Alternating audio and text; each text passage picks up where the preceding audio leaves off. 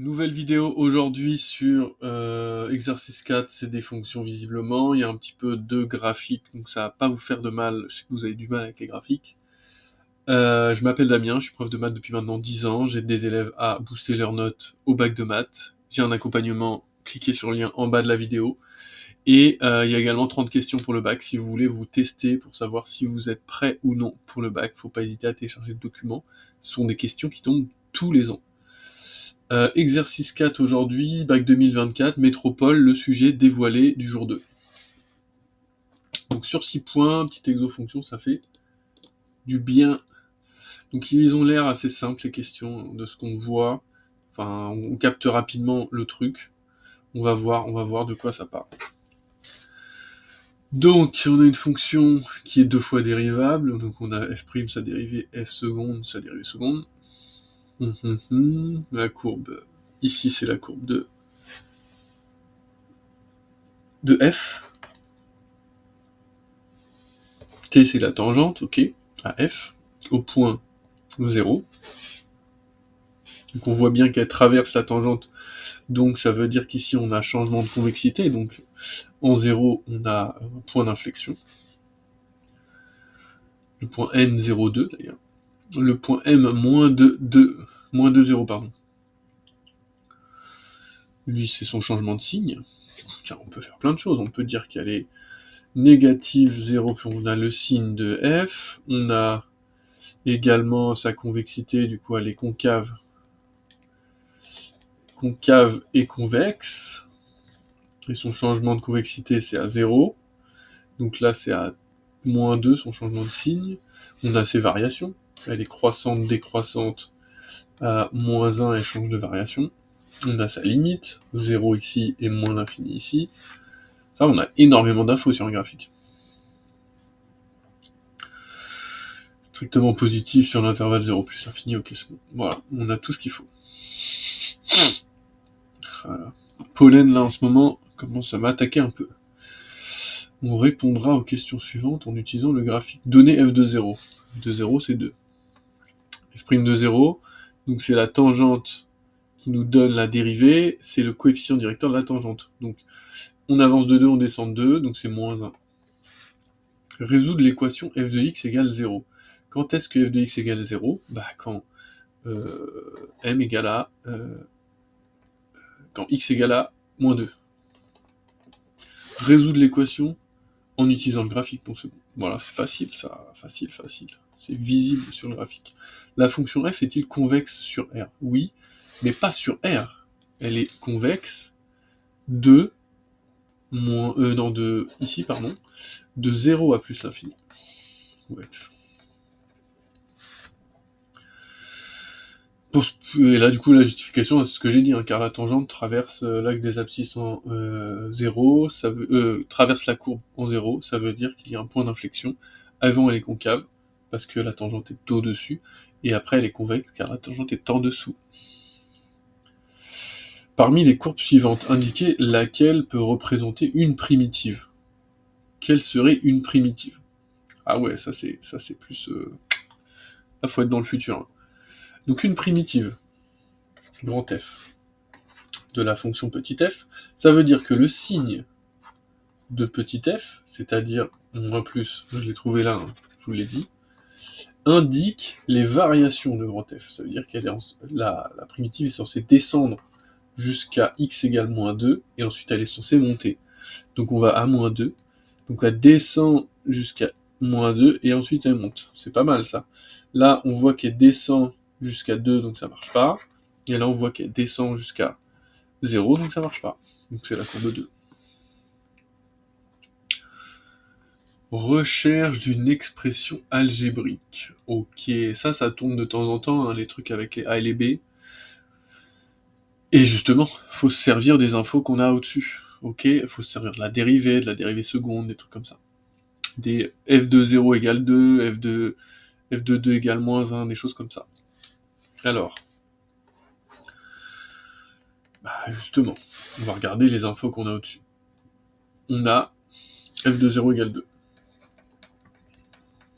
On a f' de 0 égale moins 1. Et on a f de moins 2 égale 0. Donc on a 3 infos, visiblement au-dessus. Et on a 3 lettres, A, B et lambda. Donc il y a de grandes chances que ce soit ça. On peut faire quoi? On peut déjà calculer, on aura besoin de la dérivée, donc on peut calculer la dérivée. Mais on peut déjà aussi écrire ces deux trucs-là, pour voir ce qu'on obtient. Okay.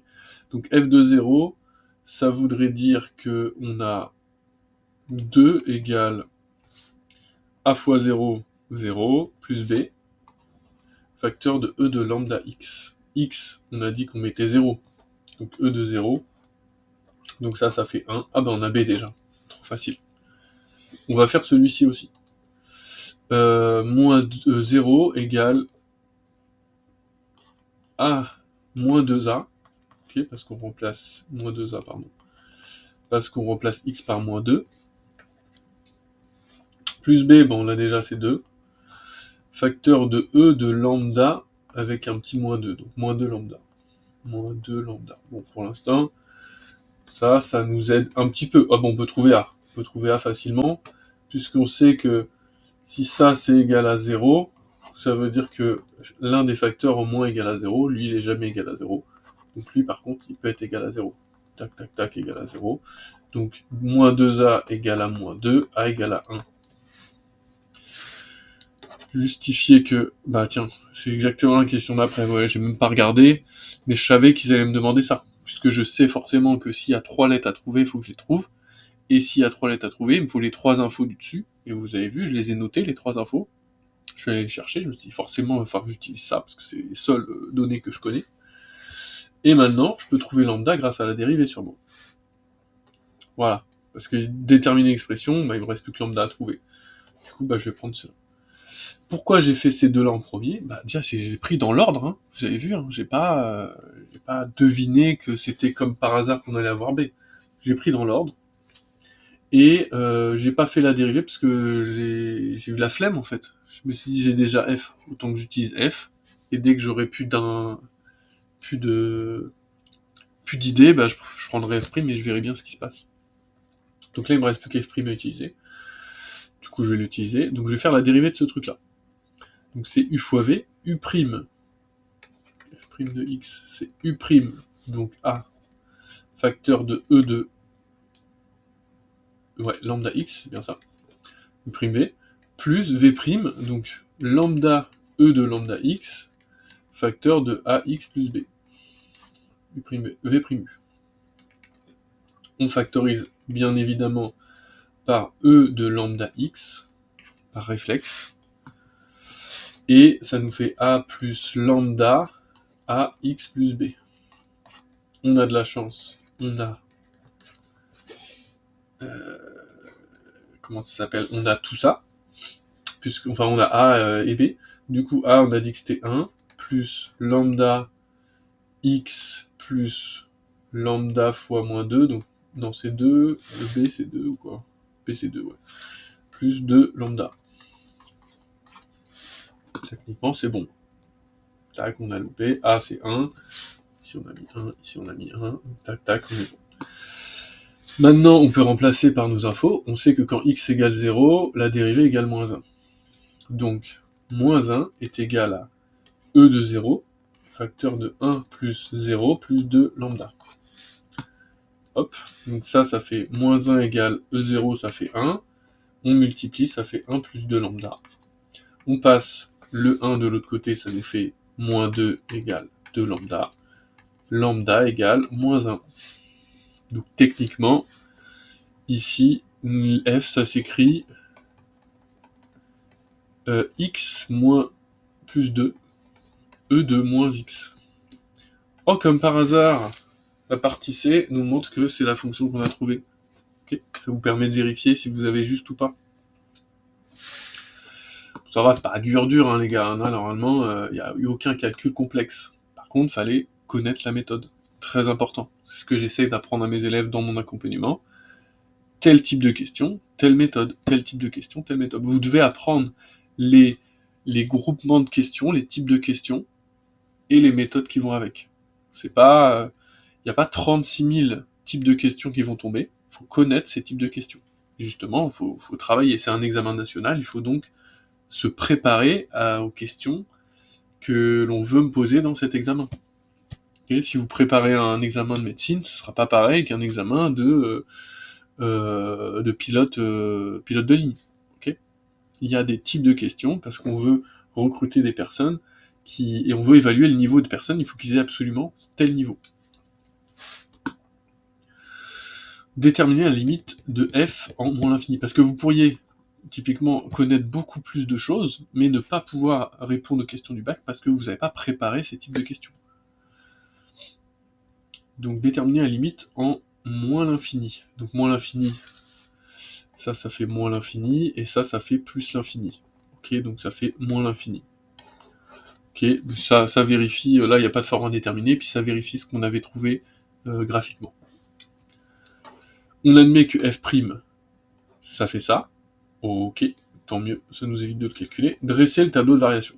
Donc ça c'est toujours positif. Ok, donc c'est du signe, f' est du signe de moins x moins 1. Ok, moins x moins 1 sur moins l'infini 0, plus l'infini, pardon. Il a une racine, c'est quand x égale moins 1. Parce que moins 1, ça fait plus 1, moins 1, ça fait 0. Okay. Donc à moins 1, on a un changement de signe. Là, je vais mettre f'. Hein. Et du coup, moins x moins 1, c'est une droite qui décroît. Du coup, elle est positive, ensuite négative. Voilà le signe de f'. Du coup, les variations de f, c'est croissante, décroissante. Et changement de variation quand x égale moins 1. Est-ce qu'on a f de moins 1? Non, on l'a pas. Et visiblement, graphiquement, c'est ça. Voilà. Et du coup, ça a l'air d'être à peu près 2,5. Donc vous devez calculer la valeur exacte. Donc f de moins 1, si on a la fonction, ça nous fait moins 1 plus 2, ça fait 1. E de 1, donc ça fait E. On a trouvé la limite ici, et là, on n'a pas encore trouvé, mais on estime que c'est 0. Donc vous pouvez la calculer sur le côté pour remplir votre tableau. Et ils ont bien mis tableau de variation complet. Donc c'est à vous de faire la limite, hein, ok? Et justifier en plus, ils ont même mis justifier, donc faites gaffe à ça. Donc, je vous laisse la faire. Si vous avez des questions, vous les posez en commentaire. Si vous voulez que je vous dise si votre limite est juste, vous me l'écrivez. Mais là, on voit graphiquement que ça fait 0, donc c'est à vous de trouver 0. Étudier la convexité de f. Bah, du coup, je dois faire la dérivée seconde. Je n'ai pas le choix. Je vais faire ça. Hop. Il est assez rapide cet exo fonction, pour une fois. En plus, il est sur 6 points, donc très très cool.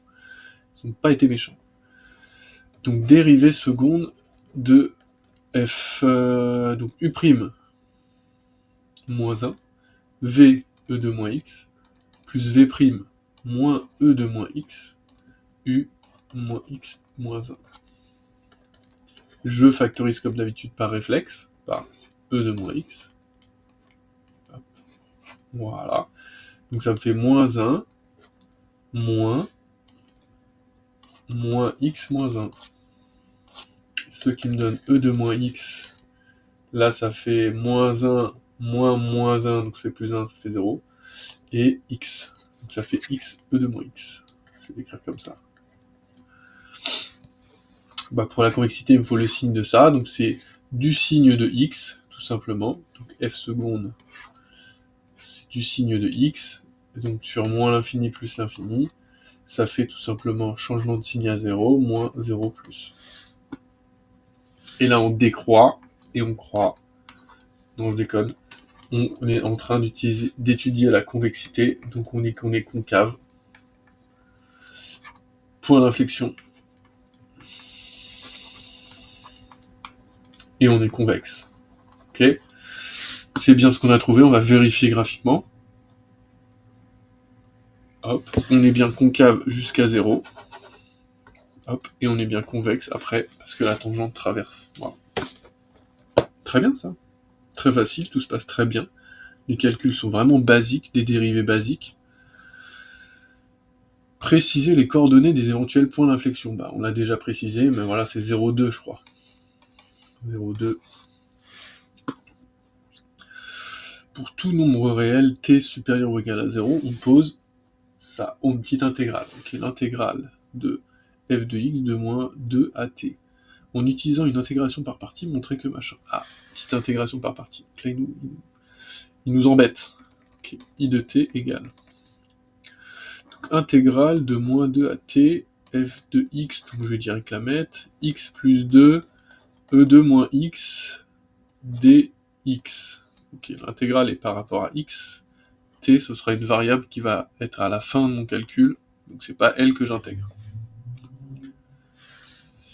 Alors, pour faire une intégration par partie, du coup, moi, je vais vous montrer la technique pour me souvenir de la formule, parce que j'ai la flemme de l'apprendre par cœur.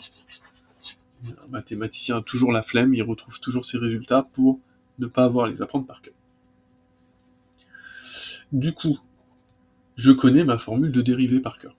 Okay. Quand j'ai une dérivée u fois v, je fais u'v plus v'. Okay. Du coup, si je mets une intégrale à chaque membre de mon truc, l'intégrale annule la dérivée. Je vais mettre des crochets ici. Et donc, si je veux l'intégrale, par exemple, de u'v, bah, j'ai juste à faire crochet u fois v, moins l'intégrale de v'u. Voilà. C'est ça l'intégration par partie. Du coup, ça veut dire que dans mon intégrale, je vais devoir repérer u' et v. Okay, je vais mettre comme ça, u' et v. Comment choisir? Tiens, ça va être une bonne question, ça. Comment choisir laquelle des fonctions est u', laquelle des fonctions est v, pour éviter de tourner en bourrique? Des fois les deux marchent, mais des fois il n'y a qu'une seule qui fonctionne. Alors je vais toujours choisir la plus facile à intégrer en u', enfin à primitiver. Du coup là, moi je dirais que u' c'est e de moins x. Parce que c'est plus facile pour moi d'intégrer ça. Voilà. De primitiver ça, pardon. Donc avant j'avais e de moins x. Voilà. Et v, bah, je vais choisir l'autre. Comme ça, quand je la dérive, ça fait un truc plus simple. Tout bête. Du coup, maintenant, je vais écrire entre crochets u fois v. Donc, x plus 2 facteur de moins e de moins x, entre moins 2 et t. Et après, je vais écrire l'intégrale. Normalement, ça va me donner un truc plus simple. De v'u. v', comme par hasard, u moins e de moins x. Bah voilà, c'est beaucoup plus simple comme ça. Je suis content. J'ai rendu le truc plus simple. Si je vois qu'ici c'est plus compliqué, peut-être que je peux la faire, mais il y a peu de chance. Là, je pouvais pas déjà la faire. Donc, si je mets un truc encore plus compliqué que ça, je pourrais encore moins la faire. Donc là, je me dis, oh, j'ai pas dû choisir la bonne, et je recommence mes étapes, et j'inverse les deux fonctions que j'ai choisies. Ici, bah, je vais mettre des t à la place des x. Donc moins t plus 2, e de moins t. Et ensuite, je vais mettre des moins 2 à la place des x. Donc, moins, comme il y a déjà un moins, ça fait plus, moins 2 plus 2, e de 2. Okay. Moins 2 plus 2, ça fait 0, donc ça dégage. Après, je fais la primitive de ce truc-là. Quelle est la primitive de moins e de moins x? Bah, c'est e de moins x. Du coup, moins 2t. Et je remplace. Donc ici, bah, j'y touche pas parce que c'est quand même déjà bien. Et ici, moins e2 moins t, plus e de 2. Et là, ensuite, je peux factoriser les e de moins t, parce qu'ils sont identiques. e de moins t. Je vais mettre moins t moins 2 moins 1, plus e de 2. Et ça va me faire e de moins t moins 3, plus e de 2. Est-ce que c'est ce qu'il fallait? Oh bah, c'est exactement ce qu'il fallait. Donc on n'a pas fait d'erreur de calcul, on est content. En déduire un exemple de surface non limitée dont l'aire est fini. Quelle est cette question? Déduire un exemple de surface non limitée dont l'aire est fini. Je ne comprends même pas la question, les gars.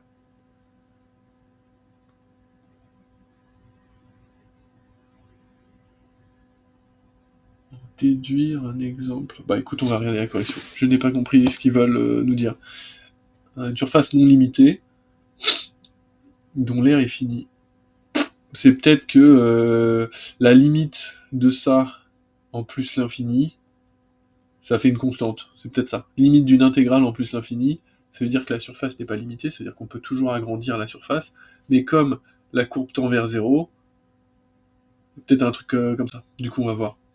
Oui, c'est ça. On fait tendre t vers plus l'infini. Du coup, l'intégrale, elle est infinie. Mais ça donne une aire finie, parce que ça va tendre vers une constante. Tiens, on va voir ça. Je vais faire le petit calcul et on voit après si on a bon. Tu vas toujours tester un truc, même si on n'est pas sûr. Comme ça, après, on voit si on est juste ou si on a tort. Et ça permet de plus facilement retenir la réponse, tout simplement. Donc si je fais plus l'infini, ça fait 0. Ça fait moins l'infini. L'exponentielle l'emporte. Ok, donc ça fait 0. Donc c'est E de 2. L'air fini, ça serait E de 2. E de 2. Voyons voir la correction. Je sais pas où c'est. Sujet, métropole, jour 2, dévoilé. Alors attendez, je vais faire ça.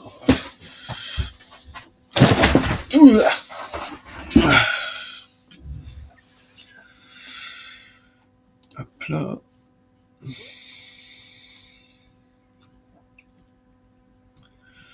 J'y suis. Ouais, c'est ça, c'est la limite de l'intégrale et ça fait E de 2. Bon, à savoir. Bon, si vous voyez une question un peu chelou comme ça, le truc c'était fini infini. Fini infini, quand vous avez des trucs comme ça, c'est sûrement limite. Du coup, j'ai fait une petite limite. J'espère que ça vous a bien aidé. C'est un exo type à savoir faire. Là, il y a vraiment toutes les questions usuelles et en plus les questions sont faciles, donc vous pouvez vous en servir comme fiche de révision. N'hésitez pas à mettre un pouce bleu si ça vous a aidé, si ça vous donne du courage là pour les révisions. Et si vous avez besoin d'aide, contactez-moi, faut pas hésiter, ça coûte rien du tout. Et partagez, révisez avec vos potes, et on se dit à bientôt dans une prochaine vidéo.